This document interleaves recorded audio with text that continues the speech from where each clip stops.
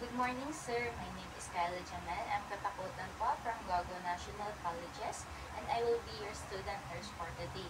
So, before anything else, sir, may you state your full name po, please? Roland Pagkasama. Okay, sir. Thank you po.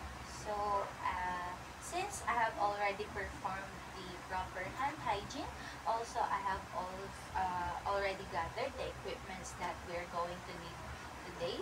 We can now proceed to the procedure po. Pero before that, I am going to inform you po na today po we are going to do an abdominal assessment po.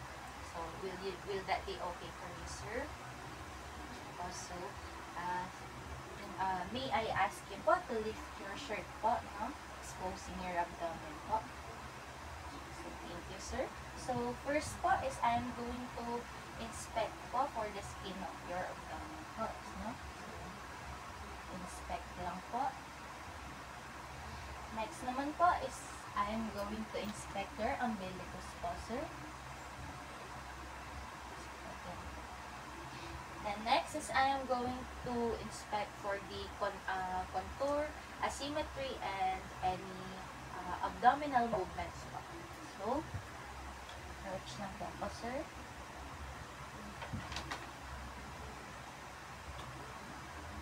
Okay, sir. So, next po is I am going to palpate na po, no, your abdomen for any bowel sound po. Also, isasabay ko na rin pong auscultate, sir.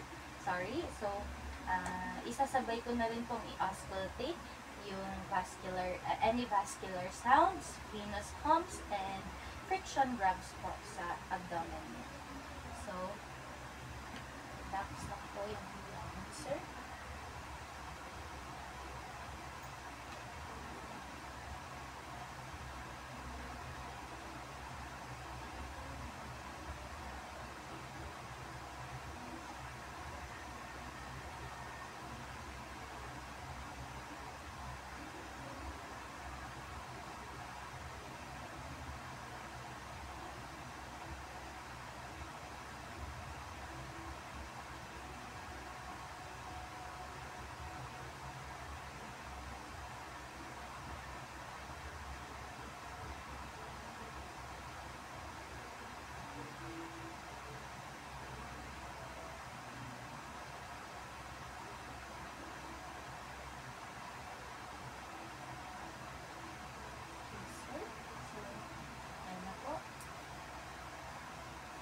Now, sir, I am going to proceed na po sa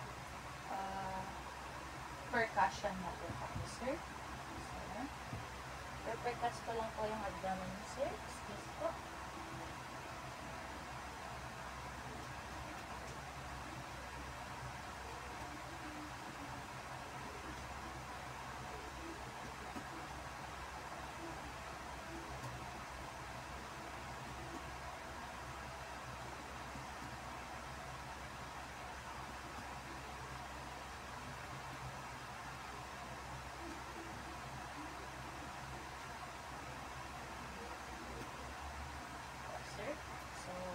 Next naman po is I am going to palpate your abdomen ako, no, sir?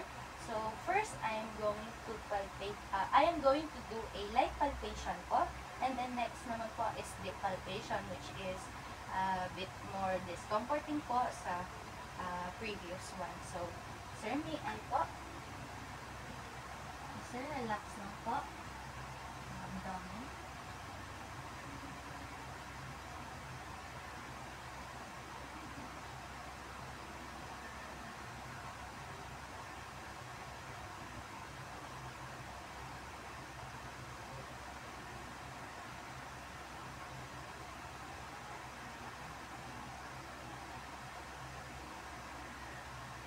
Sir, may any pain po ba na naramdaman upon palpating po? Po, sir, proceed na po ako sa deep palpation, sir. Po.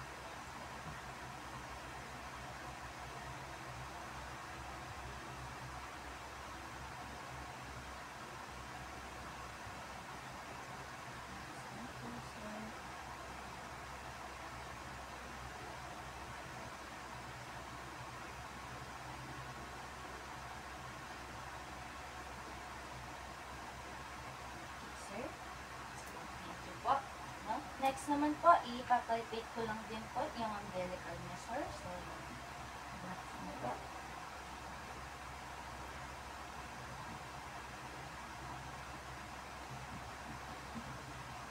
Next naman po is ipapalpate ko po yung gallbladder niya, sir. So, inhale po tayo. Hinga po tayo ng malalim. Ipo-press ko lang po yung hand ko, left hand ko dito. So, hingang malalim po. Inhale. Inhale. Isa pa po, sir. Next po. So, may pain po ba tayo na naramdaman upon pag-ibig po?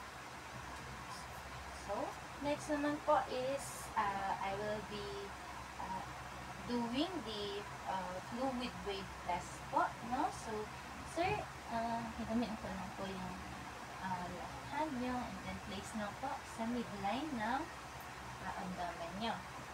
Next po is grab ko lang po itong left nyo. Sige po, sir.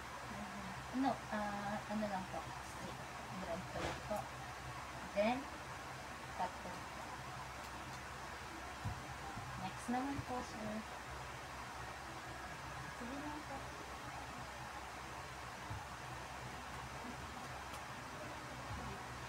So, okay naman po, no? So, next po is mag-check lang po ako or I will just check for any rebound tenderness po, no? To check for Blumberg sign po.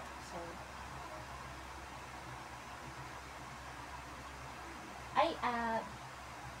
before po pala, I'm just going to check for the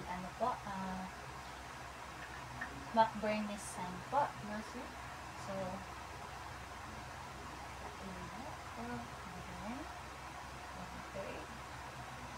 ito po. So, ngayon po, sir, mag-check lang po ako ng rebound tenderness po, no? Ipo-press ko lang po yung kamay ko here. And then, quick release. So, may pain po ba naramdaman upon releasing my hand po? Ayan. Next naman po, is Robsing sign naman po, no, sir? Dito naman po ako sa kabilang magpapalpate. And then, quick release lang din po. May pain po ba tayo nararamdaman upon releasing my hand po? So, sir. So, next naman po is I am going to check for the SOWA sign po. So, sir, pwede niyo po bang itaas yung right leg nyo habang pinapress po yung hand ko or nag-a-apply po ako ng pressure sa hand ko? So, sige po, taas niyo po. Sir, thank you po. So, next naman po, sir, is I am going to check for or assess the obturation sign po. No, sir? So, taas ko lang po yung right leg ninyo and then rotate ko lang po. Okay, sir, may naramdaman po ba na pain upon rotating your leg po? Oh, wala po. So, next po, next po is I am going to perform the hypersensitivity test po or the abdominal reflex po, no, sir? So, kukunin ko lang po yung end po ng ating cotton tip applicator.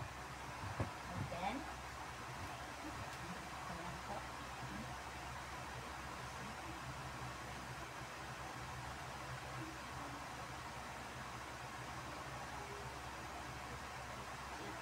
thank you po, sir.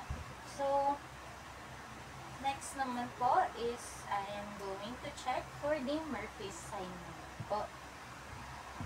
Okay, so, sir, katulad po nung ginawa ko kanina, inhale lang po tayo and ipapress ko lang po yung hand ko. Sige po. Okay po, inhale. Sige po, exhale po.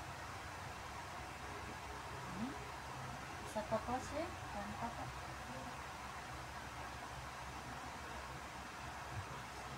Yan na po. So, that's the end of our abdominal assessment po, sir. So, rest assured po na lahat po ng data na na-obtain namin sa assessment na to is we will use it po for the formulation of the best nursing care po na maibigay po namin sa inyo. So, thank you po, sir, for trusting us